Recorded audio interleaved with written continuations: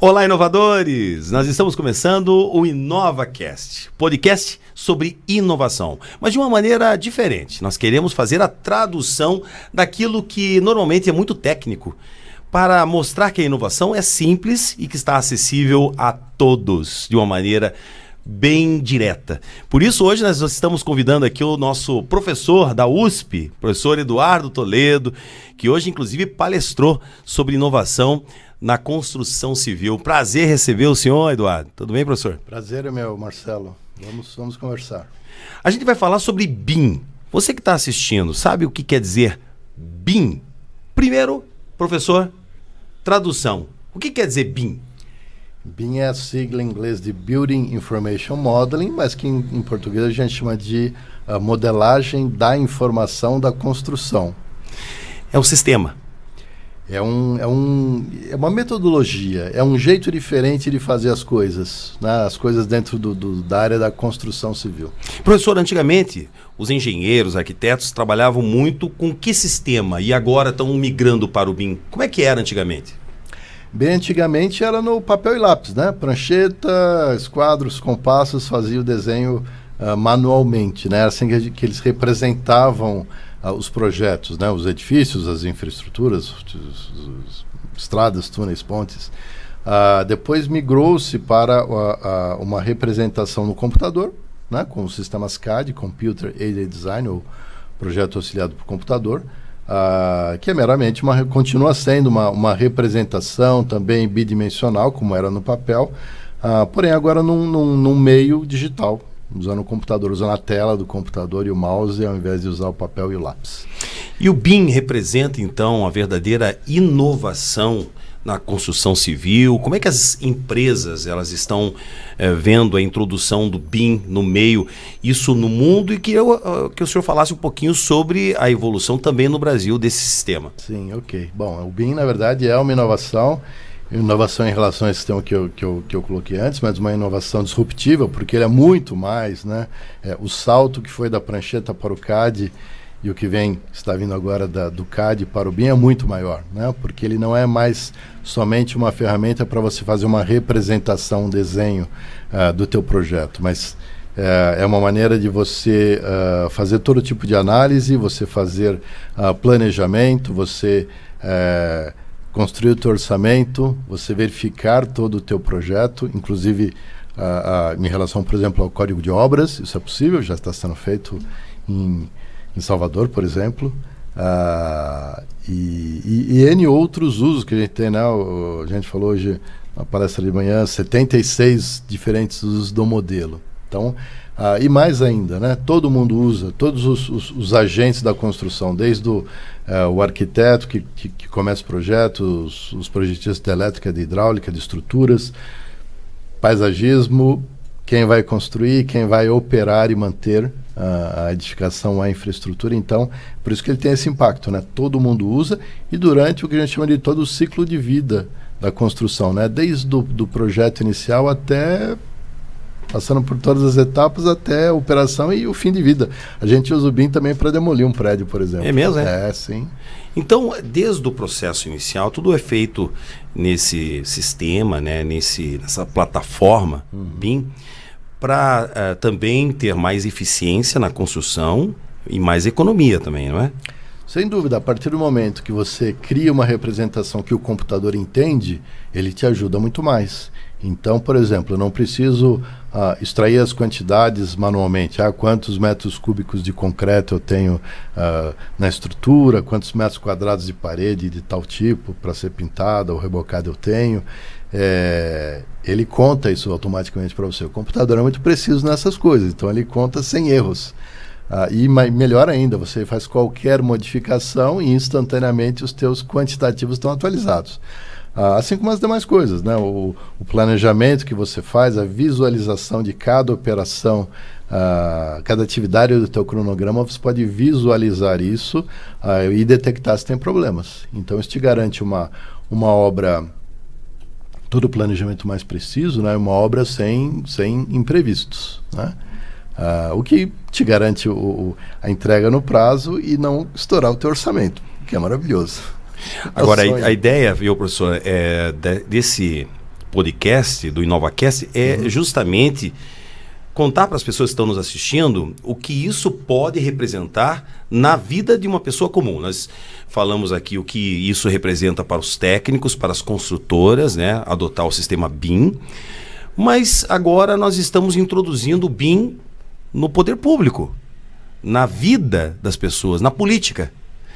E o Paraná é um exemplo, né? Vai ser uma referência aí para o Brasil, porque é o único estado que está obrigando, inclusive tem uma lei que torna obrigatória a entrega dos projetos em BIM. Traduzindo, como isso tem uma maior efetividade, maior controle, acaba a corrupção nesta área também, não é isso? Sim, eu acredito que fica quase impossível, né? Porque você tem, a gente fala até aquelas obras dos estádios, né? Por que dobrou o preço?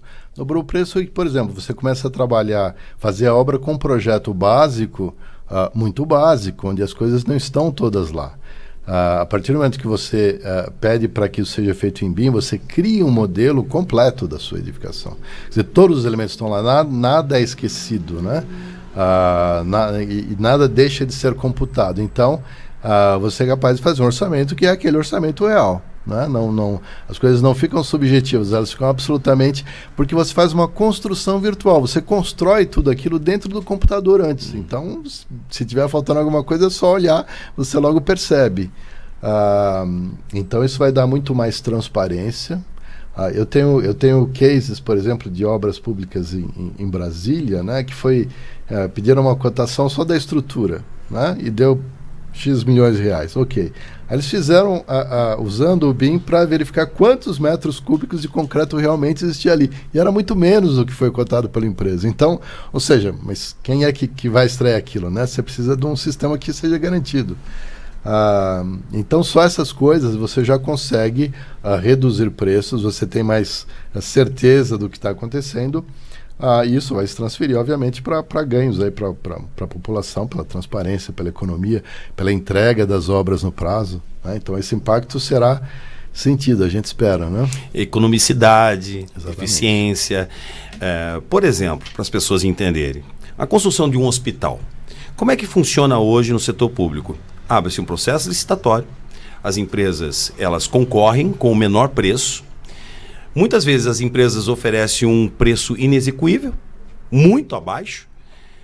Aquela obra que custa, vamos imaginar, 10 milhões, no final das contas pode chegar a 100 milhões só com os aditivos. Quer dizer, estamos aí à beira do fim dos aditivos com o processo BIM no sistema público, professor? Eu creio que sim, se for bem executado, se não o fim, a gente vai reduzir muito. A gente conhece cases, né, nos Estados Unidos, por exemplo, onde isso se reduziu a zero. Lá eles têm um controle muito grande de qualquer tipo de, o que a gente chama de aditivos aqui, né, para eles é change orders, qualquer coisa que não estava previsto tem que criar um documento específico e tem que ser aprovado e é computado esse valor.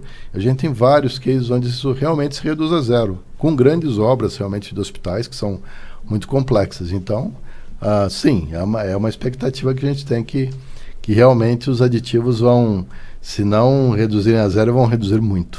Agora, aqui no Paraná, nós já estamos começando todos esses processos ali pela Secretaria das Cidades, Secretaria de Infraestrutura, né? Uma ponte ser projetada no BIM, vai reduzir custos e também a rapidez para se fazer uma obra em tempo recorde, que é o que a população mais reclama, né? Às vezes obras importantes não saem do papel, ficam demorando e daí aditivo em cima de aditivo é um problema bem sério. E com isso o Paraná vai ter mais eficiência na construção. Mas, professor, quais são os desafios? Porque me parece sim ser algo fantástico entregar um projeto em BIM, mas a qualificação, como é que lá nas cidades pequenas, no interior, os engenheiros vão elaborar um projeto que nesse momento me parece ser mais complexo do ponto de vista tecnológico? Sim, sem dúvida. Isso é uma coisa que demanda capacitação. Infelizmente, ainda poucas universidades estão já com o BIM nos currículos, né, ensinando isso nas várias disciplinas. A gente vai ter realmente uma etapa aí de transição. E além disso capacitar os engenheiros e arquitetos e todos os demais profissionais que já estão hoje no mercado. Esse é um esforço que vai ter que contar com o esforço do governo, das empresas, das entidades, todos juntos para a gente poder capacitar, porque realmente a capacitação é necessária. Você tem que não só operar softwares que são mais complexos, né? Desenvolver um projeto e planejamento de tudo isso de uma maneira que é realmente diferente do que eles faziam anteriormente, mas também aprender a trabalhar com esses modelos de forma colaborativa realmente é uma metodologia bastante diferente do processo tradicional. Mas a gente não pode esperar fazer a mesma coisa e ter resultados diferentes. Então a gente tem que ter um processo bastante diferente para conseguir esses resultados que a gente... Mas eu acho que um bom exemplo, acho que vem inclusive por parte da sua atuação profissional. O senhor é professor da USP. Sim. E como é que o senhor chegou a esta tecnologia, ser professor de tecnologia para os engenheiros desta área de BIM? Como é que teve essa transição do lápis para a tecnologia como professor? Na verdade, eu fui até contratado pela universidade, né? Quando eu ingressei em 1992, eu fui contratado porque a minha escola de engenharia estava justamente fazendo essa transição da prancheta para o CAD, né? Eu entrei lá para isso, e agora continuo lá quando a gente está fazendo essa outra transição, né? Eu sou engenheiro eletrônico de computação, né? Minha especialidade é tecnologia da informação, e como eu atuo no departamento de engenharia de construção civil, juntar estas coisas foi natural. A gente já estuda, né, o que está acontecendo pelo mundo e pesquisa nessa área, então tomamos contato com esta metodologia há muito tempo, né? Há mais de 17 anos, na verdade.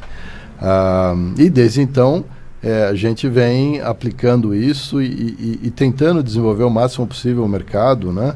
A gente atua na BNT também, né, para fazer as normas. Existe um comitê BIM para desenvolver as normas para essa área, que são muito importantes. A gente tem publicações, livros didáticos, tem bastante coisa já para quem... E na internet, para quem quiser aprender, tem um mundo aí de informação para começar a entrar nessa área. Eu sempre falo que inovação, na verdade, é resultado prático. É dinheiro no bolso. Só existe inovação se resolver aquele determinado problema e se der dinheiro. Por isso que a inovação, por exemplo, no campo, na agricultura, está extremamente acelerado. Sim. O produtor, muitas vezes, ele não conhece aquela tecnologia. Ele não sabe muito sobre computação, não sabe muito bem sobre tecnologias avançadas de drone, essas coisas complexas, porque ele é do campo.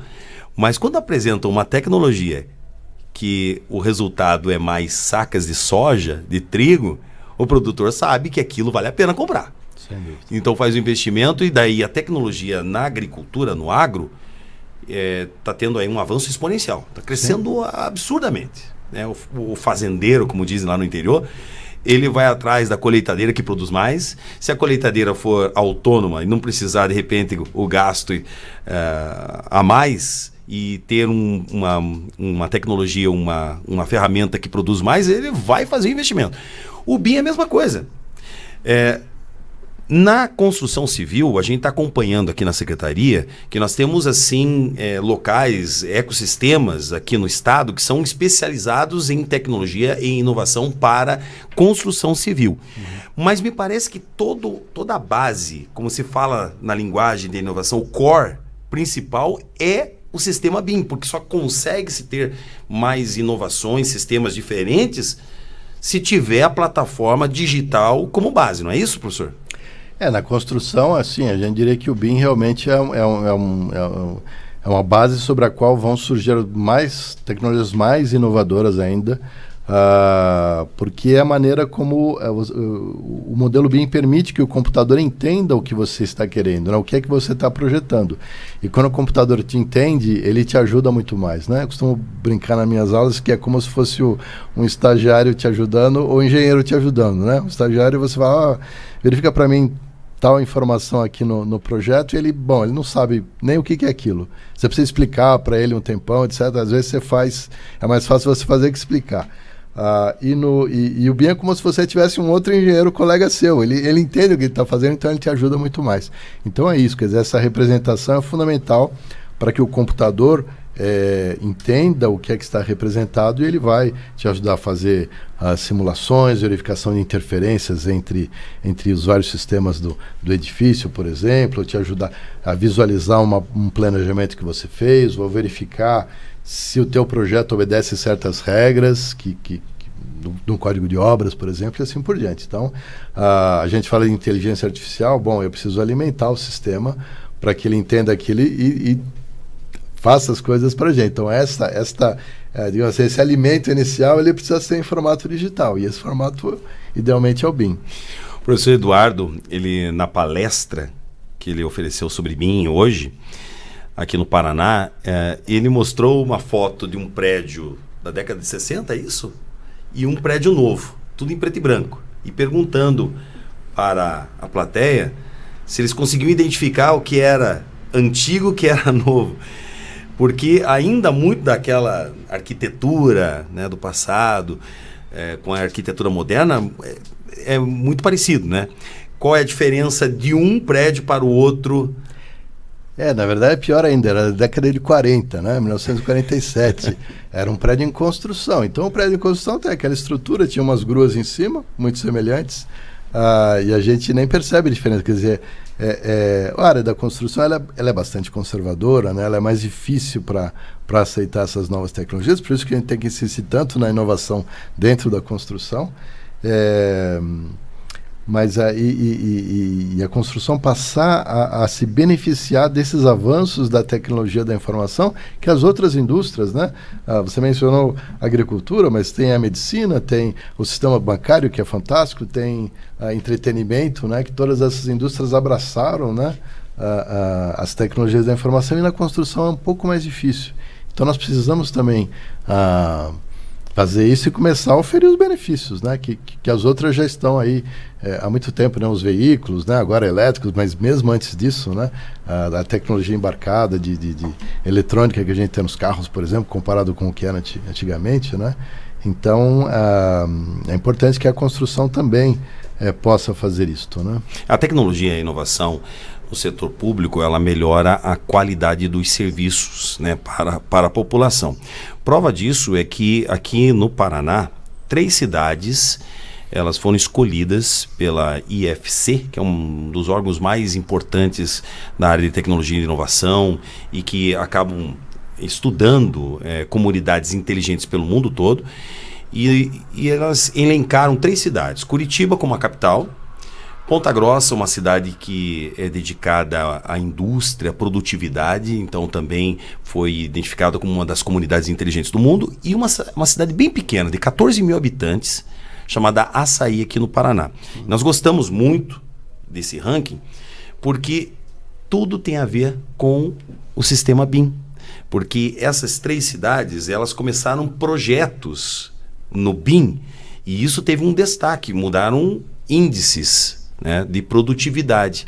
Lá em Ponta Grossa, o aeroporto, mesmo na cidadezinha pequena de Açaí, também eles começaram a trabalhar lá na infraestrutura do Estado, com projetos estruturantes, também nessa linguagem mais profissional, mais moderna, e claro, a capital. Ou seja, as cidades, elas são beneficiadas imediatamente se elas investirem em qualificação e tecnologia, não é isso? Sem dúvida, isso vai qualificar a mão de obra, né? Isso gera empregos de melhor qualidade, e fora, obviamente, os benefícios diretos de você ter as infraestruturas entregues aí dentro do prazo, dentro do orçamento, né? Isso é o que importa, afinal de contas, é o resultado final. O BIM não é uma coisa por si só, né? Ele é um meio para você atingir os resultados para a população, né? Então, certamente, e como eu falei anteriormente, né, é importante ter essas inovações vindo na área da construção, que é menos afeita a essas coisas, né? E depois você vai se acostumando e você vai introduzindo outras novas, né? Então, é uma coisa que uma inovação impulsiona a outra, né? Você fica mais confortável, mais acostumado com esse tipo de tecnologia, e você embarca. Quando vier a inteligência artificial para valer, muito forte nessa área, as pessoas já vão estar acostumadas com esse novo ambiente, né? Então, sim. Professor, o senhor como professor de engenharia da USP, qual seria o seu sonho em ver na qualificação, na preparação, na educação pública do nosso país nesta área profissionalizante da engenharia?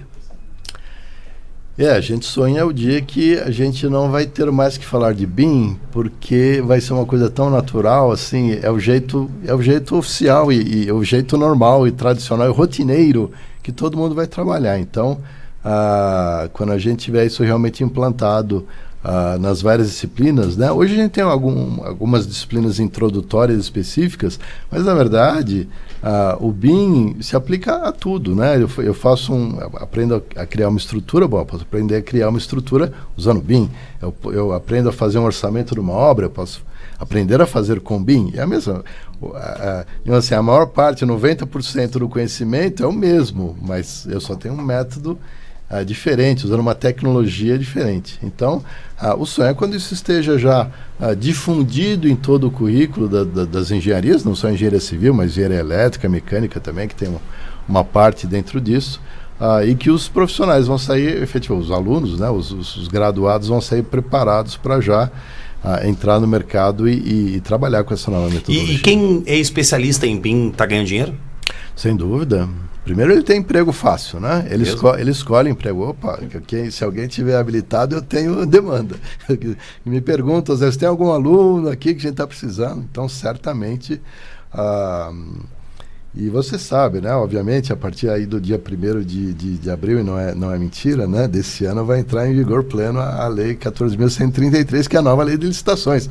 Onde, diferente aqui do Paraná, né, que diz que é obrigatório, ele diz que é preferencial, mas ainda assim é uma coisa que vai valer para a União, para estados e municípios, para autarquias. Então, a partir de 1º de abril, ou você faz a obra usando o BIM, ou você dá uma boa desculpa para o TCU, para o TCE. Perde a licitação. Explica por que você não fez, né? Porque já que é preferencial, você deveria fazer com BIM.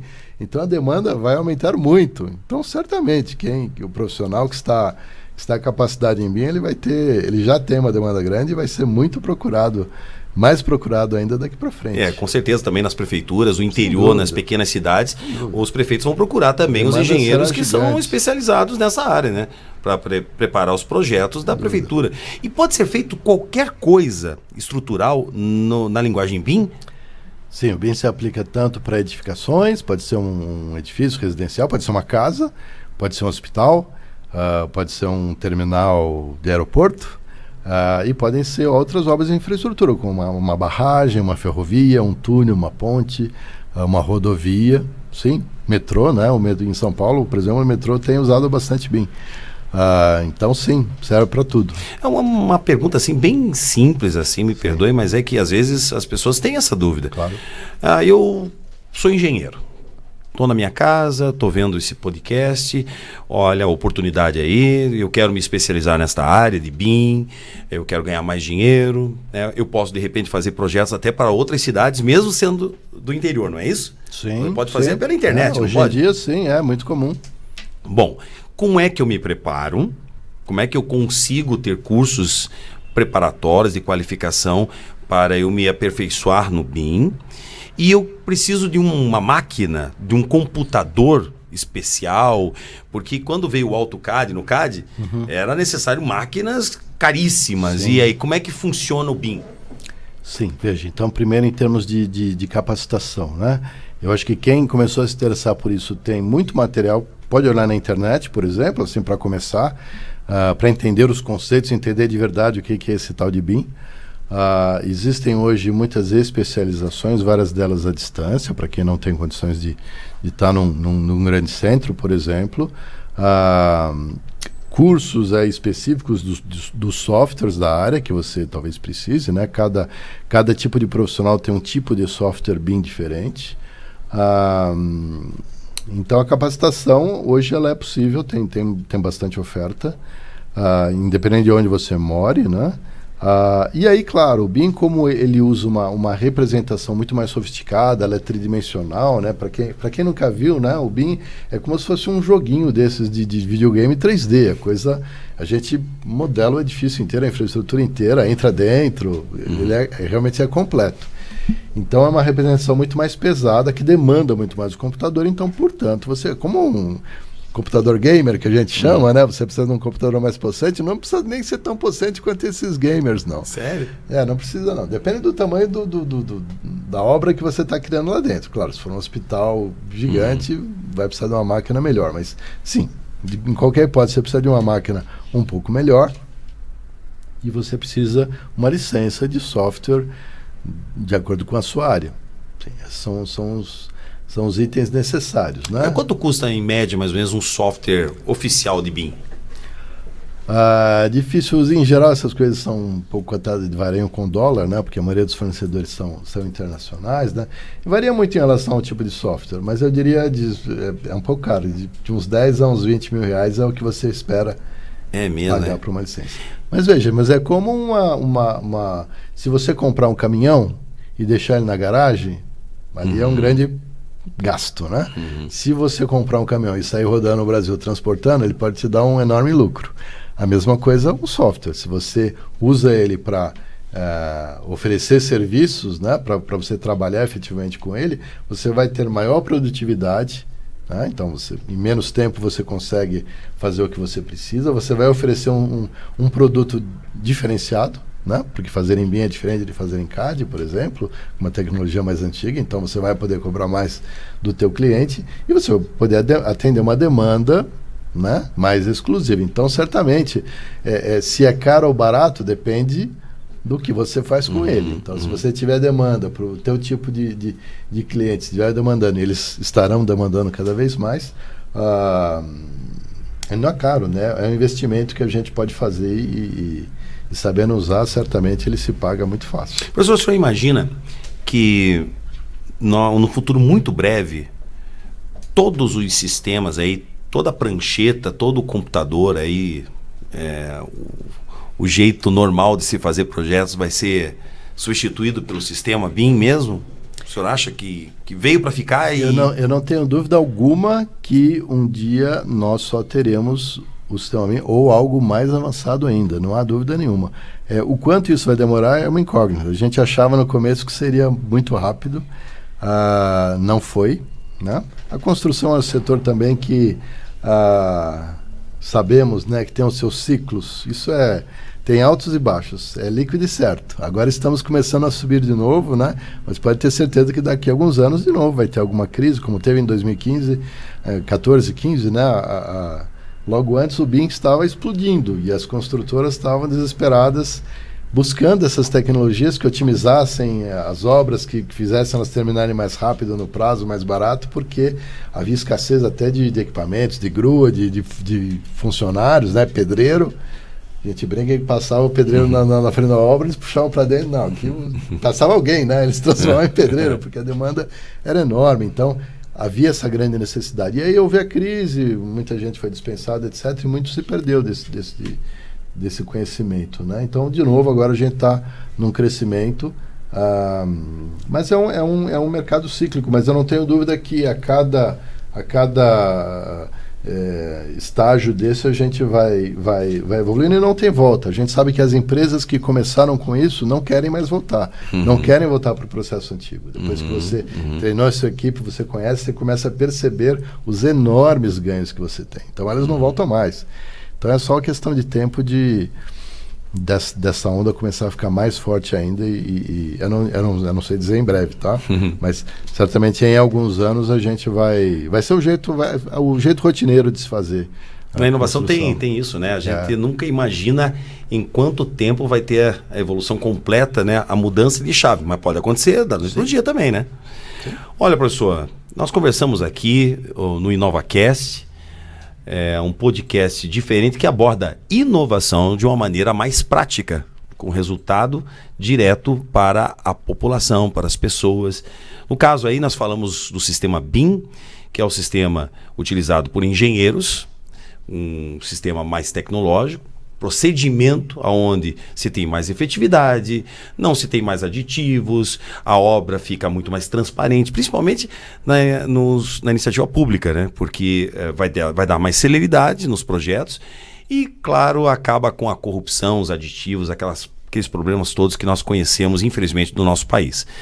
E, professor, foi um prazer muito grande falar contigo, que é um especialista nesta área. Tenho certeza que o nosso podcast vai fazer muito sucesso, não somente entre os profissionais, mas entre prefeitos, que vão começar a investir também na qualificação dos seus servidores, para que possamos ter os projetos públicos também já acelerados, né, nesta área. E o Paraná que está de parabéns também, né? Sem dúvida, sem dúvida. Um prazer estar aqui, Marcelo. Para mim é sempre um prazer falar de BIM e mais ainda estar aqui com você hoje, e sim, eu acho que tenho certeza que o Paraná certamente é o estado de mais destaque nessa área. Tenho até inveja de vocês, eu sou de São Paulo, né? Eu gostaria que o meu estado também... O estado é avançado, a parte privada, o mercado é bastante avançado em mim, mas no poder público nem tanto. E a gente gostaria que o governo paulista apoiasse tanto quanto o governo do Paraná tem apoiado o BIM. Mas foi um prazer, Marcelo. Professor Eduardo Toledo, especialista em engenharia, sistema BIM, aqui no InovaCast. Até a próxima, um grande abraço. Se você puder, compartilhe aqui o nosso canal, porque nós teremos muitas novidades, porque inovação é sempre novidade, ser em primeiro lugar. Um abraço.